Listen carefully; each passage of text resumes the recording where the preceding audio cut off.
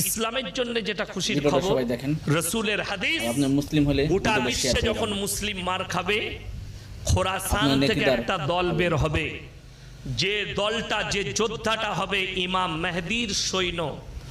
তারা যুদ্ধ করতে লাগবে আধুনিক অস্ত্র দিয়ে। পৃথিবীর আর কোনো শক্তি তাদের সামনে দাঁড়াবে না, দাঁড়াতেও পারবে না। তারা যুদ্ধ করে গিয়ে আল আকসাই ঝান্ডাটা গাড়বে। জোরে বলুন সুবহানাল্লাহ। সুবহানাল্লাহ। কিয়ামতের ময়দান হবে ওই আল আকসা চত্বরটা।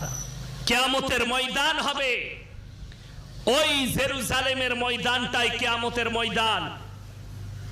ওই ফিলিস্তিন গাজার ময়দানটাই হবে কিয়ামতের ময়দান। ওখানেই কিয়ামতের সমস্ত পৃথিবীর মানুষকে আল্লাহ এক জায়গায় করবেন, যে শুধুমাত্র গাজা আর ফিলিস্তিনের সঙ্গে যুদ্ধ হচ্ছে, লেবানন জড়িয়েছে 1 মাস আগে।